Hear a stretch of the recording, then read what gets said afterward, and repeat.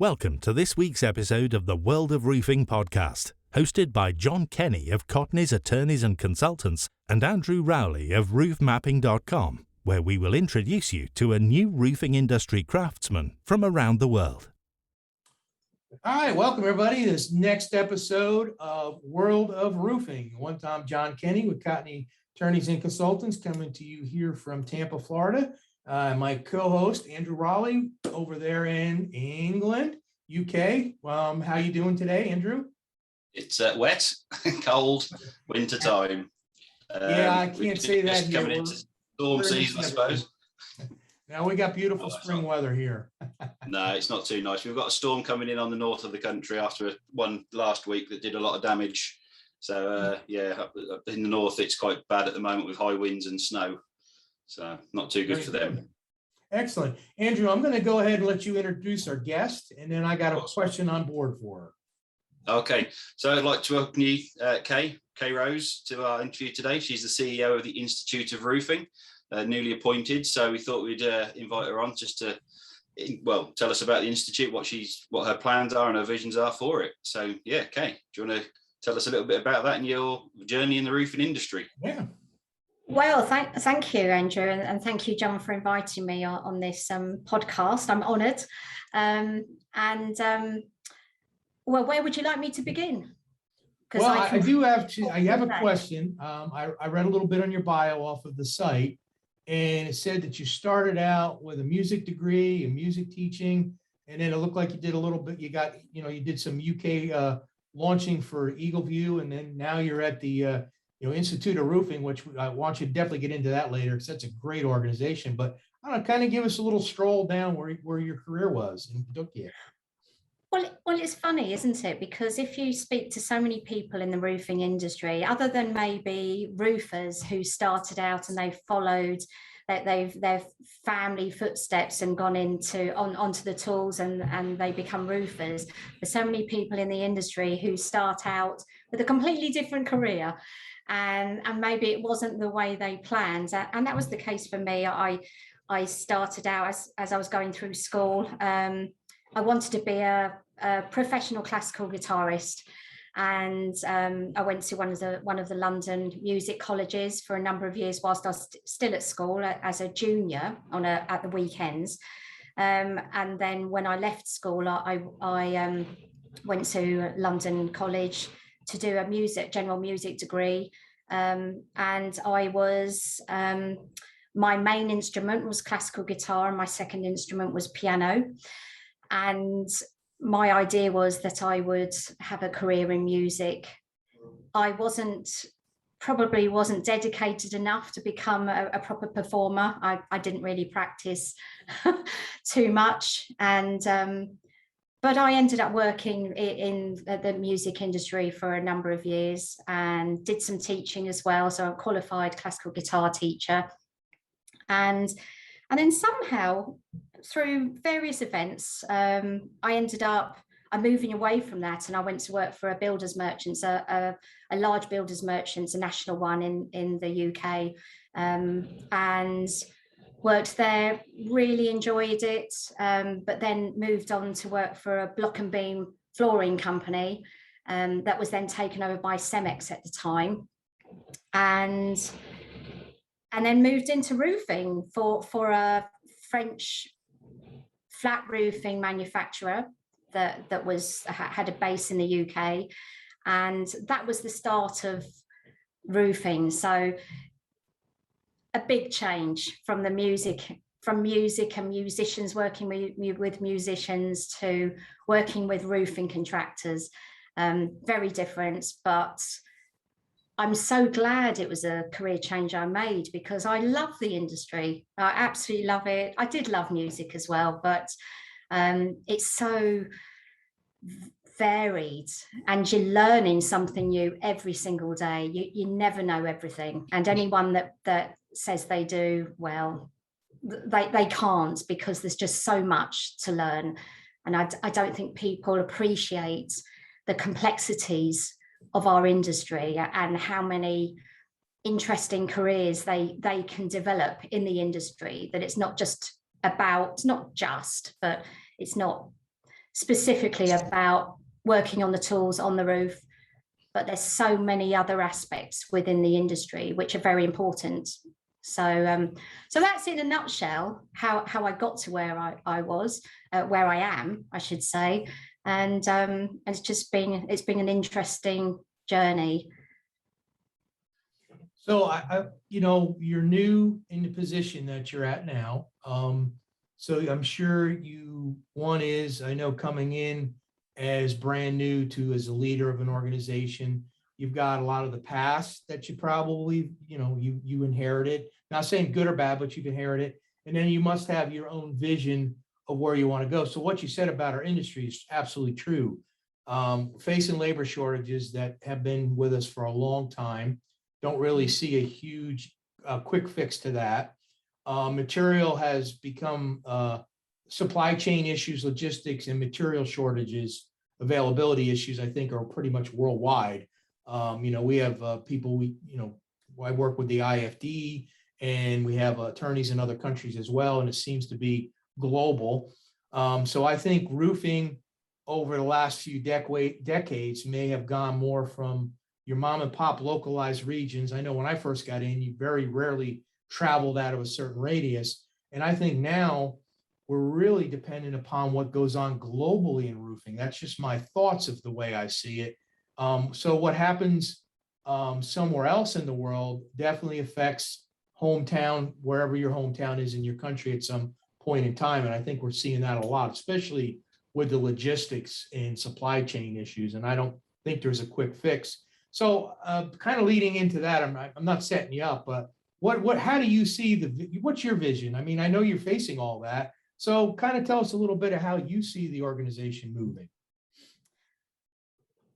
It's an interesting question, John. It's quite a challenging question because I'm not going to hold your feet to the fire. I am in the early stages. I've been on the board of the Institute of Roofing for 5 years, so I have probably a better overview than others would have coming into this role. And but it's interesting, that change from being a board member to being the CEO, and all the things you have to deal with, and also with regards to membership organisations, there's a big difference between working for a business, working for a contractor or a manufacturer, and then working for a membership organisation, because you're working for your members. You're working for your members who are part of the industry, and you're working to better the industry, to provide support to the industry. Where I see the Institute of Roofing now, this is obviously my personal opinion, and I've got ideas I'll be putting forward, and a strategy I'll be putting forward early next year to the board. But for a start, getting the message across to Institute of Roofing members and other people within the industry of what the Institute of Roofing is about and what we're there for. And I think there's been so much focus on skills training and the lack of skills training in the industry, the lack of labour.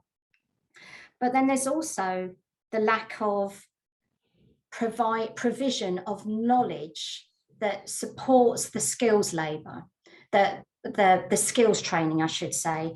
And having worked for a manufacturer for 11 years and seeing the knowledge and the support that our manufacturers in the UK, I think it's quite different to the States, but please correct me if I'm wrong. But in the UK, and I found this when I was working with Eagleview, sort of discussing with colleagues when I was at Eagleview about how the manufacturers, particularly the flat roofing manufacturers in the UK, very much drive the specifications and provide technical support, and they work very closely with architects to help design the roofs and ensure that standards are adhered to. And a lot of the manufacturers and also merchants and other people working in the industry, that that they maybe get forgotten because there's so much focus on skills training. And I know you spoke to Denise Cherry previously, and she was talking about NVQs, the National Vocational Qualifications. But where I see the Institute of Roofing is that we're to provide that professional backup. So we're to provide the knowledge with regards to why you do things. So we're the knowledge, in a way, it's the backbone, I think, to the industry, to what we do within roofing, that should partner with the skills. So you've got the skills, but why are you doing things? What are the British standards? And okay, that's in Britain, but that'll be across the world, what the standards are within those countries. And so we're to develop those different qualifications and to develop different courses to provide that knowledge to individuals within the industry at different levels, so that someone can, because it's about career progression, so someone can come in new to the industry, and the Institute of Roofing can provide that pathway to work alongside them within their industry, within their job. So there's a lot of work to do, but there's a lot of fantastic members. The members of the Institute of Roofing, we've got the different grades at different levels, and that will show that individual's position within the industry, their path within their career, leading towards management and supervisory positions. And so that will provide those future qualifications, and so that someone can look at the industry and say, oh, okay, these are the qualifications I can aspire to. Mm-hmm. These are the courses I can take. And then ideally, we partner with trade associations that are specialists in the particular roofing disciplines, to provide even further expertise to work with them. So that's probably, in a nutshell, maybe a very big nutshell, but that's how I see things for the future, John. And excellent presentation of you. So one thing I want to add in there, because we do have people from all over listening. So here in the United States, in a little bit in Canada is a little bit different, and then you know about the IFD.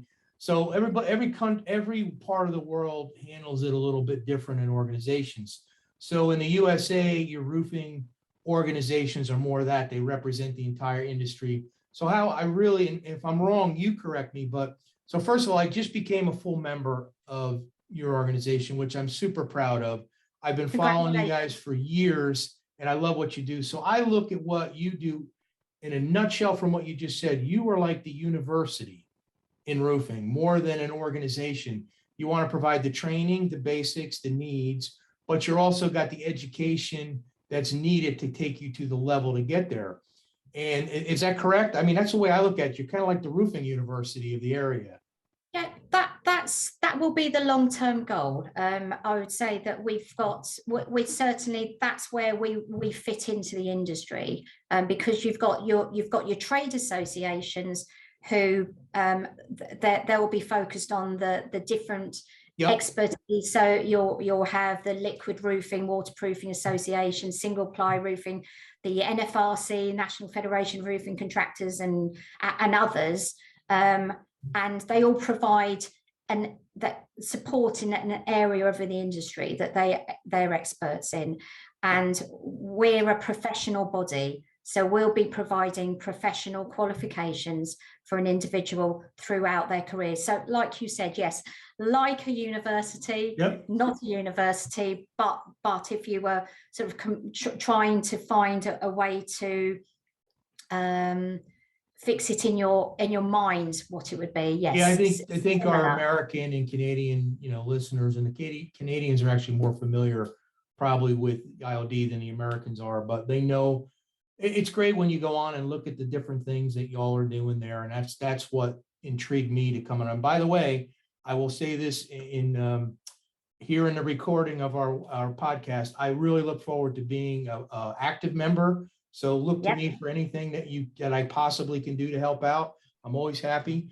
I know, like, one thing in my career that I've always done over the years is try to stay up with, I may not have always agreed with it, but you try to get the trends, right? For an example, when I started out, it was probably 95% all hot roofing, built up, mopping, and all that. And then, you could see the EPDMs coming into America. And I'm not saying at the time, I loved it. I loved to get up there and mop. It was a great way to spend the day. It was a talent, craft you learn. But I knew then it's a dinosaur. It was going to change, right? Your EPDMs, you got your PVCs, you got your single plies. And I think we're seeing that today, not so much probably on the manufacturing side, even though I do believe manufacturers are striving to come up with systems that are less labor intensive overall. I don't think we're there yet, but I'm going to throw this question at you. I think robotics is going to be a huge part of our workforce of the future. I think that's how labor is going to be solved. I think it's going to be less people power and more robotics to do the mundane tasks. Actually, I saw some studies come out of UK on the construction industry where they're projecting in the next 20 years to see robotics replace up to 20 to 30% of the workforce. Not sure, again, but I can tell you from my personal visionary, I have to agree with robotics being a big part. Tearing roofs off, the mundane tasks of moving material. I think a lot of that can be done with robotic computerized means. And I think our industry is going to move there. I also think 3D printing is going to be a huge part of our industry in the upcoming decades, where you probably will go out to the job site and a roof will print out of a printer, very similar to their buildings now. So any thoughts on that? And again, this is we're progressing into the future. Well, that sounds really interesting, John. It's not something I've ever thought about before, I must admit. You've now got my mind going, picturing robots in the industry on a roof, how it would work, the concept of it. And I don't know, it sounds like there's so many things that we didn't think were possible 10, 20, 30 years ago. So you can't say never, because, well, the technology is amazing, isn't it? So that would be interesting. That would be very interesting. It was a week or so ago, my wife and I were watching the news, and I think it was out of MIT or one of the universities up in New England. They actually had a robot run part of the marathon. I don't know if it ran all of it. And like my wife, when we were talking, she goes, well, I don't understand that. I said, why you were gonna have robots run marathons? I said, oh no, they are working on the robot mimicking the full movements of a human being so that robot can transform into something else to do labor tasks. I said, that's where it begins. And, when you look at it, that's why I really, truly believe it's coming into that. Once they can totally, as close as they can get, mimic all the moves, you're going to see that, it might, lifting, loading, I think it's coming. That'll be very interesting. But going back to something you mentioned before, and we were talking about the Institute of Roofing. So I've skipped back again, John. Yep. And when you said you'd be really interested, you're looking forward to getting involved with the Institute of Roofing. Now, something that I think will be really exciting for the future will be the Institute of Roofing working with other countries to find a common ground with regards to qualifications, knowledge, and developing career paths that can work across different countries. I know there's different ways of installation between the different countries, but I'm sure there'll be a way in the future to work together, to develop ideas, and it's always useful to hear what other people are doing and take the good bits, take some bits you might not agree with or might not work, but I think it will work. We should do something. Oh, I agree. It's a great idea, and you can count me in whenever you're ready to move, have whoever. Right now, I currently sit on 2 committees with the IFD on waterproofing and slope, and that's exactly what that is. That's 9 of us from different countries, And, I'm representing over here in North America, kind of, as I'm the only one from this end of the woods on the committee. But it's great hearing it. What I found is exactly what you said. We may have a different term. We may do it just a little bit different, but it's really the same thing, right? And we get this best practices going on, and we all find out that we're not that far off. So now we can take, well, wait, that may work a little bit better than what we're doing here, but this works better. So now you kind of get that international feel. So yeah, absolutely on board for that. Because I've always thought it's stupid to do something if someone else has done it, or someone else has worked on it, found a solution, and it works. Yep. And lots of people, and it's the same thing with regards to the industry in the UK, that with the Institute of Roofing, we're non-political, so that there's all the other trade associations and the roof training groups, and anyone working in the industry. The Institute of Roofing, because what we do and what we offer, we're not stepping on any toes.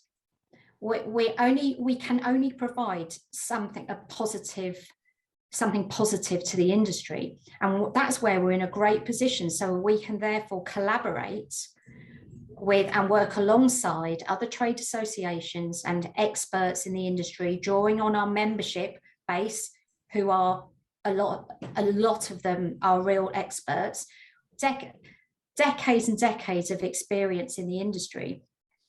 So we can work to develop so many great ideas, and put lots of ideas together within the industry. So it's very exciting. Obviously, it's early days for me with the Institute of Roofing, and so I can have all these great ideas, but in the grand scheme of things and the cold light of day, that there's got to be steps to do all these things, and it'll take time and patience, but there's nothing wrong in planning, in starting to have these ideas. So it'll be exciting for the future. Well, I definitely agree. Now, I know one thing, I'll kind of kick this out there. I haven't pre-discussed this with my co-host yet, but I'm sure he'll give a nod of acceptance.